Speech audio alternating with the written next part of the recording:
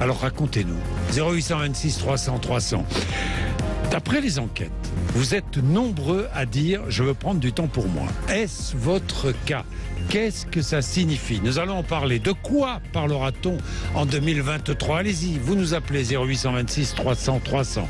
De la guerre en Ukraine, de l'Afghanistan, des talibans qui enchaînent les femmes, du peuple iranien qui défie l'islam rigoriste, du recul des démocraties partout dans le monde, du ralentissement économique, des migrations, du climat, de la réforme des retraites en France. Malgré tout cela, est-ce que vous êtes pessimiste ? 0826 300 300. Je vais vous écouter. Vous savez combien vous êtes essentiel pour cette émission et quel plaisir nous prenons à entendre vos témoignages et vos réflexions, évidemment. De quoi allons-nous parler ce matin ? Eh bien, de la grève des médecins libéraux reconduite jusqu'au 8 janvier. Débat entre 11h et midi. Reconduite cette grève par le collectif Médecins pour demain. Revendication, le doublement du tarif des consultations de base, de la consultation de base de 25 à 50 euros. 0826 300 300, un médecin en grève. Est-ce que vous comprenez ? Vous nous dites. Nous allons parler de l'automobile. Les ventes ont baissé de 8% en 2022. Les achats d'automobiles, les carnets de commandes sont vides. Les professionnels sont très inquiets. Et puis ça a changé depuis ce matin. Le SMIC a augmenté dans les fast-foods. Fin des emballages uniques, fin des timbres rouges, plus de démarchage commercial sur vos 06 et 07. Nous verrons ce qui a changé. Les viticulteurs et toute la filière viticole craignent une baisse de la consommation de vin. Buvez-vous moins de vin ? Les consommateurs de vin ont en majorité plus de 50 ans aujourd'hui. Entre midi et midi et demi, nous saluerons le grand retour du cheval et des ânes en ville.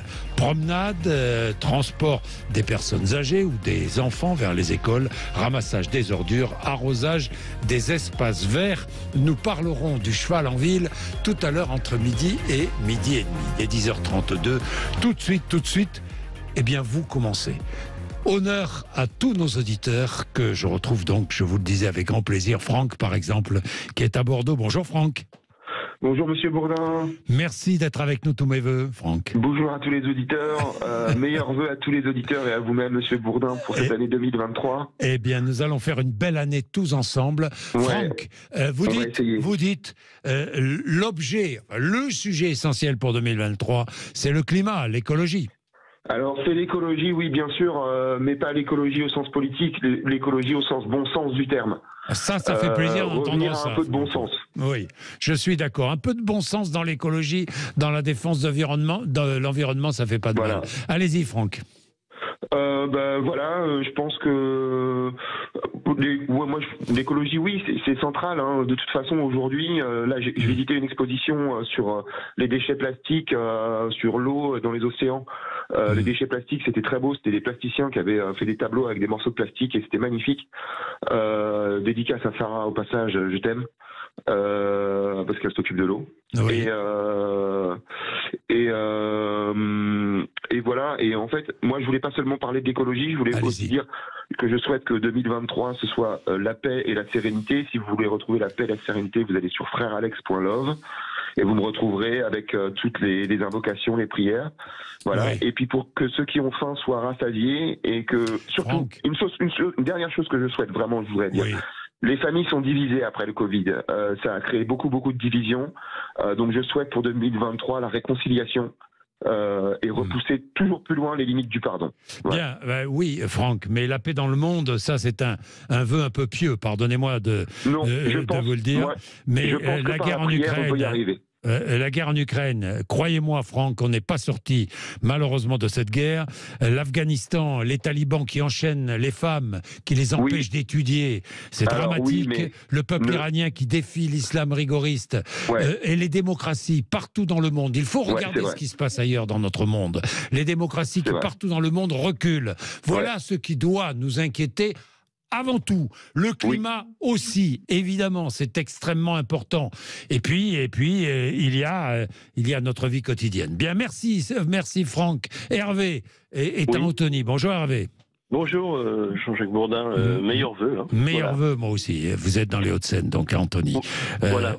Vous dites l'école et l'éducation. Je parlais des jeunes filles et des femmes en Afghanistan, des femmes qui sont de plus en plus enchaînées, et les jeunes filles qui ne peuvent plus étudier, vous vous rendez compte? Vous vous rendez compte, c'est moyenâgeux. Et encore, au Moyen-Âge en France, on étudiait plus qu'en Afghanistan aujourd'hui.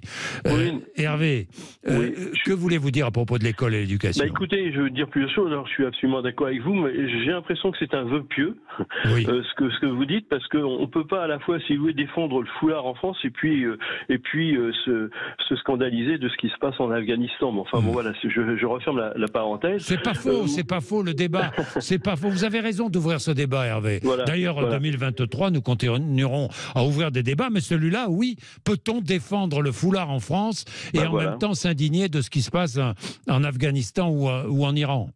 Voilà.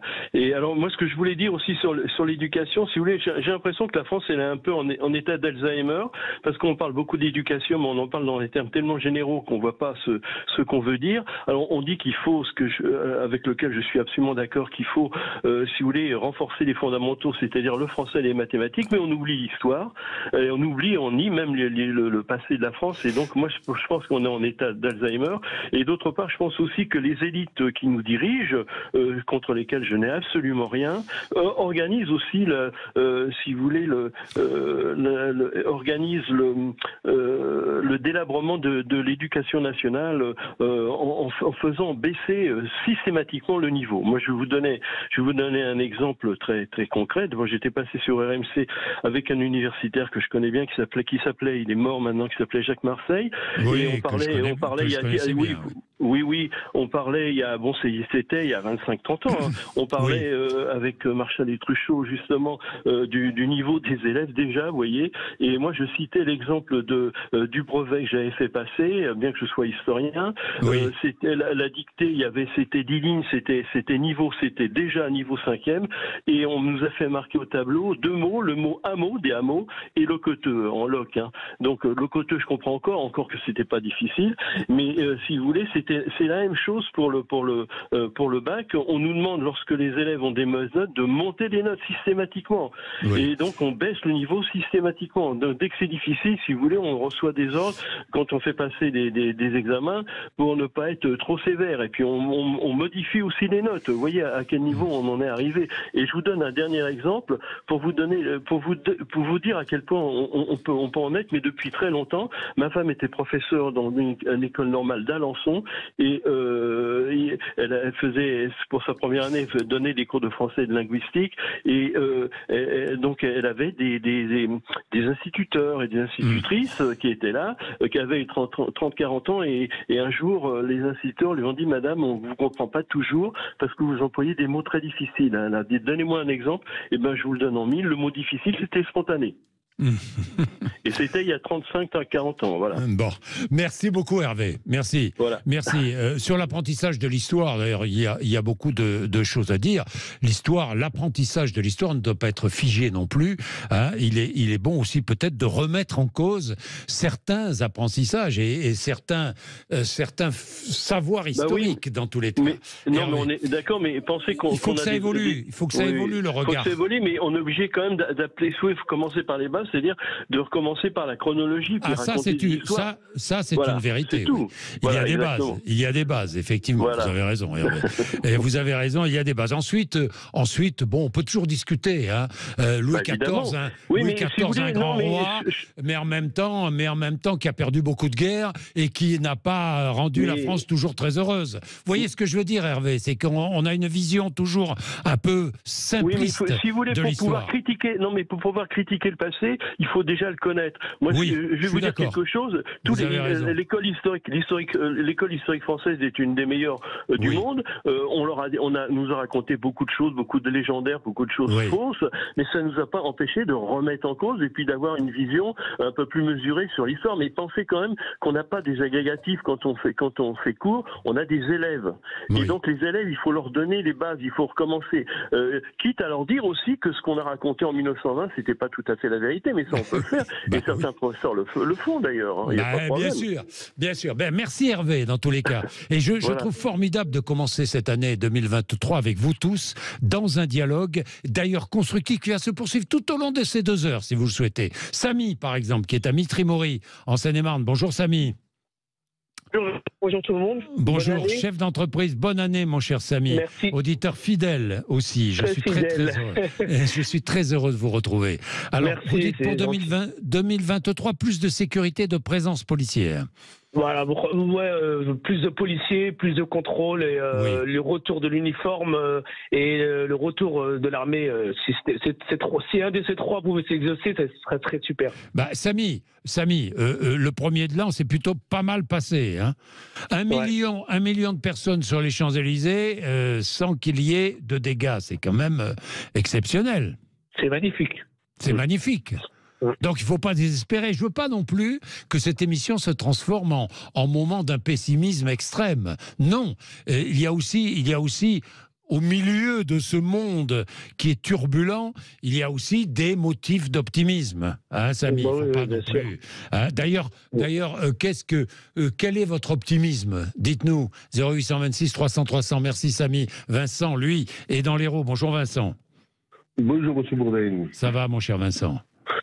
Ça va, je vous remercie. Bonne année à tous les auditeurs, bonne année à vous, à toute l'équipe. Merci beaucoup Vincent. Qu'est-ce que vous vouliez dire Vincent? Allez-y. Alors moi j'aimerais que pour 2023, la France devienne un peu plus indépendante par rapport à l'Europe.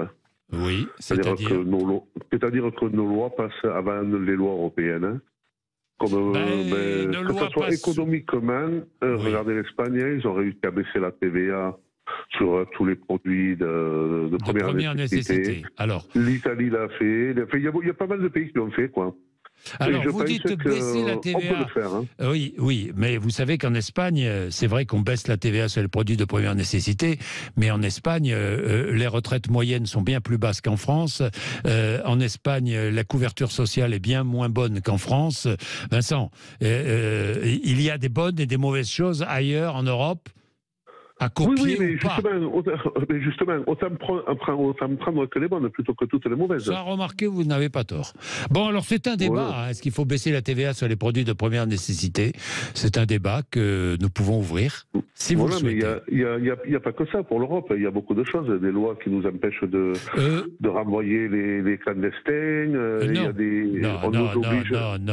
Non, Vincent. Vous ne pouvez pas dire que ce sont les lois européennes qui nous empêchent de renvoyer les clandestins. Ce qui nous empêche de renvoyer les clandestins, c'est que nous n'appliquons pas toujours nos propres lois. Ça, c'est la première chose. Deuxièmement, pour les renvoyer, il faut l'accord des pays d'où ils viennent, ce qui n'est pas toujours facile. Je ne défends absolument pas le gouvernement. Je dis simplement la réalité des choses, Vincent. Et quant à l'Europe, l'Europe peut effectivement intervenir sur plusieurs sujets, mais pas sur le renvoi des clandestins, hein, Vincent. Ça c'est de la souveraineté nationale. La Ligue des droits de l'homme européenne, c'est eux qui nous empêchent de faire passer nos lois, de faire appliquer nos lois. Donc, faire appliquer nos lois, c'est une volonté politique. On l'a ou on l'a pas. D'accord. Bon, alors je souhaite pour la France que tous nos députés et nos sénateurs nous fassent passer l'article 68 de la Constitution. Vu que notre gouvernement gouverne à coup de 49-3, j'espère qu'ils vont faire passer l'article 68 qui permet la destitution d'un président. Et si toutes les oppositions s'entendent et que ce ne sont pas des oppositions juste fantoches, on peut le faire. Merci Vincent. Voilà. Merci. Mais je vous remercie de m'avoir donné la parole. Merci Vincent. Il est 10h44.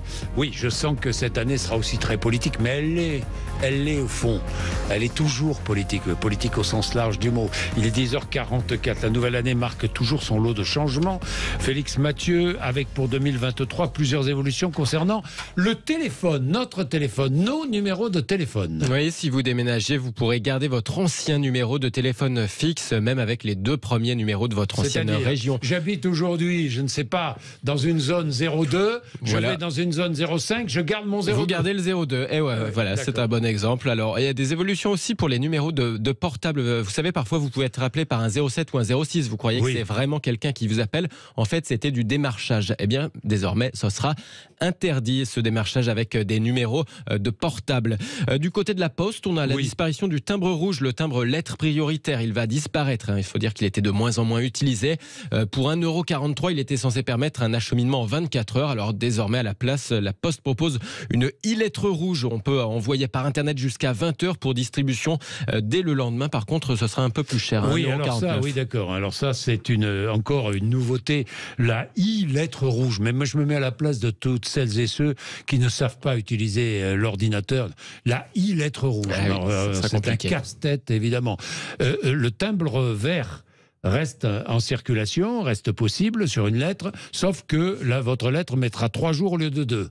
Voilà les améliorations qui, pardon de le dire, je le dis, des améliorations qui n'en sont pas de la part de la Poste. Bon, autre nouveauté. Fini les emballages jetables dans les fast-foods. Plus de carton, plus de papier. Ils devront servir ces fast-foods des burgers ou des frites dans des barquettes réutilisables. Le carton, le papier, ça sera juste si c'est emporté. La procédure de changement de nom est désormais gratuite. Ça coûtait 110 € jusqu'ici. Faudra toujours prouver qu'on a un motif légitime. Par exemple, si le nom de famille avait une consonance péjorative ou grossière. Mais en tout cas, ça devient gratuit si le motif est légitime. Et puis un 1er janvier marqué aussi par certaines évolutions comme la revalorisation automatique du SMIC, augmentation de 24 €, revalorisation inflation aussi pour les pensions de retraite. Il est 10h46, vous appelez, allez-y, 0826 300 300. Comment voyez-vous cette année? Comment l'espérez-vous? Vous nous dites vos bonnes résolutions. Vous nous dites 0826 300 300. C'est votre émission, vous le savez, entre 10h30 et midi et demi sur Sud Radio. À tout de suite.